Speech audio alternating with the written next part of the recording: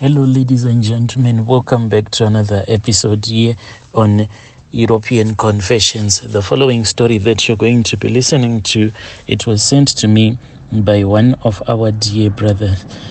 Strange things do happen in this world. The message that he sent to me, it reads like this. Hello, my brother. How are you? Can you please post my own story as hidden identity?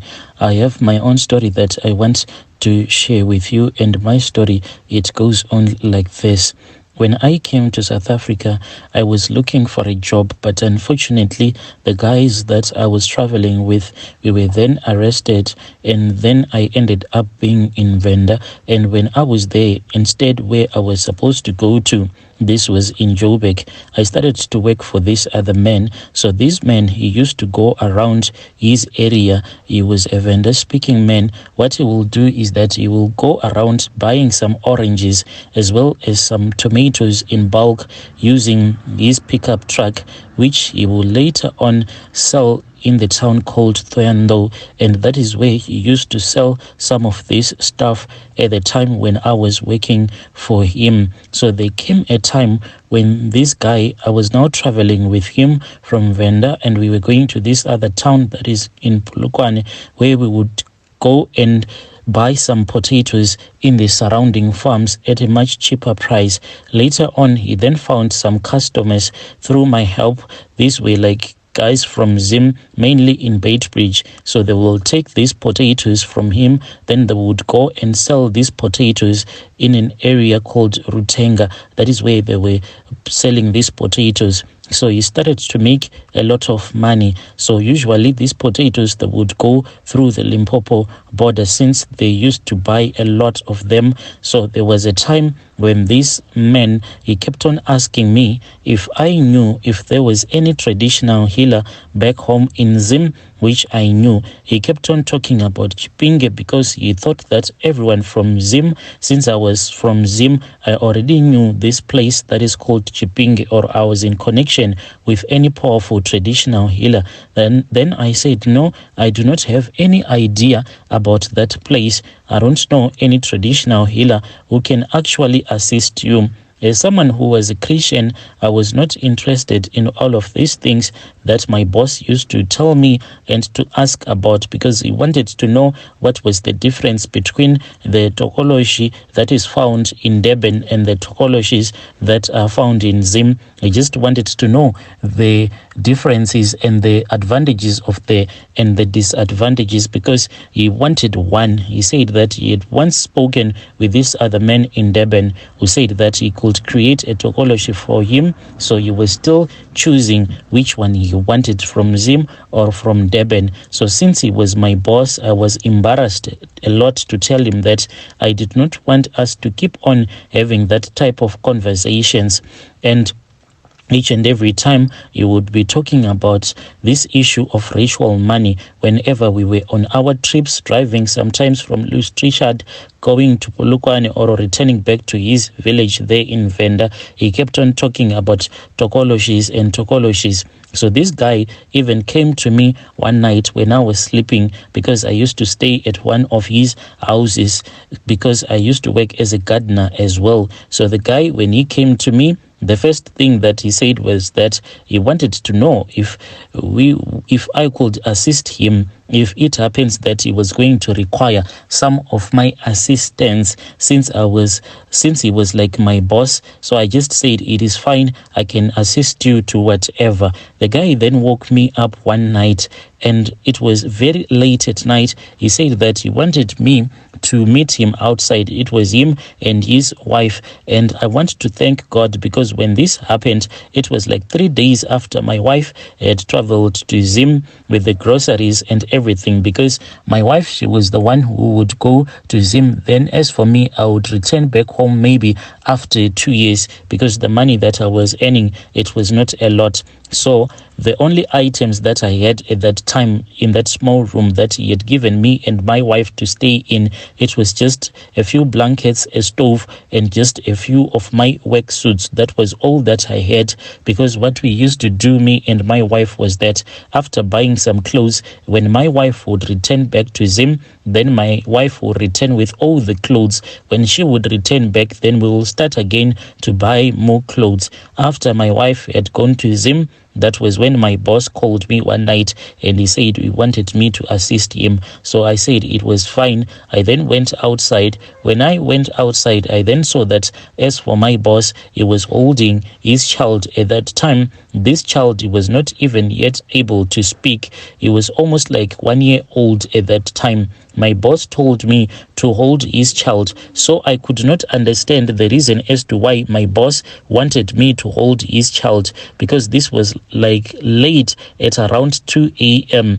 early in the morning. Then it was him and his wife. They both came out and they told me that they had spoken with this other traditional healer who was back home in Zim. So the ritual that they had been told to perform so that they can make a lot of money, it needed my assistance since I could not be traced. All that they wanted was for me to run away with their child. Then early in the morning, they were going to report me as if I would have run away with their child and the child will have gone missing, since I would go with this child back to my village in Zim, and they would later on come and meet me up in Zim, and then they would have pretended as if their child had been stolen and the child had been taken to Zim. And after I would have arrived in Zim with their child, then they would come so that they can collect their child and they can finish up the ritual. Because this healer, what the healer had told them was that he wanted the body parts of their child after they would have murdered their own child so that they can start to make money. They promised me that they were going to offer me a lot of money, but they were not yet sure how much they were going to be given by their traditional healer. So they said they had found already a driver who was going to drive one of their cars all the way to Musina, and then I would be smuggled back into Zim. At that time when this thing happened, there was that old Nissan Navara back in those days. When this Nissan Navara, it was driven by people that had a lot of money. That was when this thing happened to me. He said, this car, if you want it, we can give you. Since you do not have a driver's license, you just need to find someone who has proper papers to get this car across the border. Then it is going to be yours. But we want you to do this favor for us. We want you to run away with our child. We are going to find someone who will drive you towards the border. Since that guy was already dealing with people that were buying potatoes from him from across the border, he had so many connections, and it was going to be easy for me and that child to be smuggled out.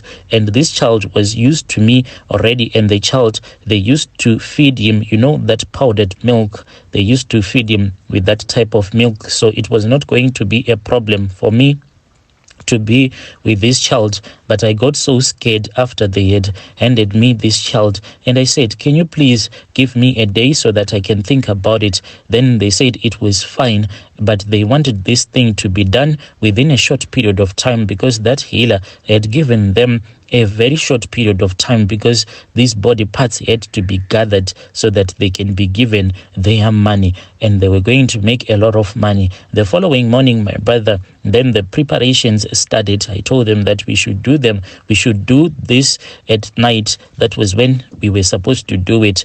And then later on in the evening, it was the man and the wife and the baby. We then left the house as we traveled, but we traveled to this other fuel station just outside of Thurndo. And when we stopped at that fuel station, that was when I told him that I wanted to buy some Coke, because I had 20 rand, but I had some money that were hidden as well that he didn't know. He said that he was going to give me. So I went into that fuel safe station. Then I pretended as if I was buying something. When I came out of that safe station, I then walked towards this other place and pretended to urinate, and I ran straight into the bushes. And when I ran into the bushes for a while, I saw them. They were just sitting, waiting for me in their car.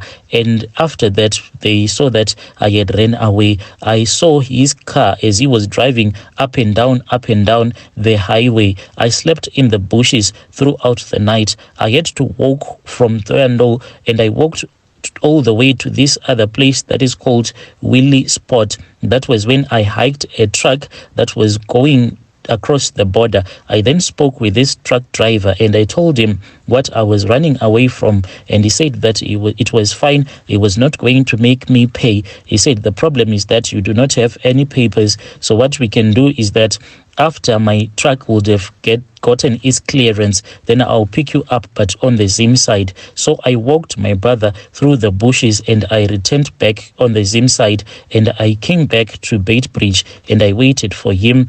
Happiness came over me when I finally saw his truck coming out of the border gate, and I was really happy. He then took me back to Masvingo. This is my own story, my brother. Those people, they wanted me to kidnap their child and pretend as if I had done this thing alone, and they were going to come here so that they can finish up the rituals. This made me to be very scared. I asked myself a lot of questions like, what will happen maybe when I am in that car? Maybe we come across a roadblock, then I get arrested with that baby. I was going to be arrested maybe for the rest of my life, and I could not do it. Dear listeners, right there was a message that was sent to me by our dear brother. That was the translation of the message that was sent to me. Strange things do happen in this world. Just imagine your own child who is not even yet able to speak, and you have already communicated with a traditional healer, and the traditional healer tells you that we must murder that boy of yours and we can get the body parts, the things that people do for the sake of money.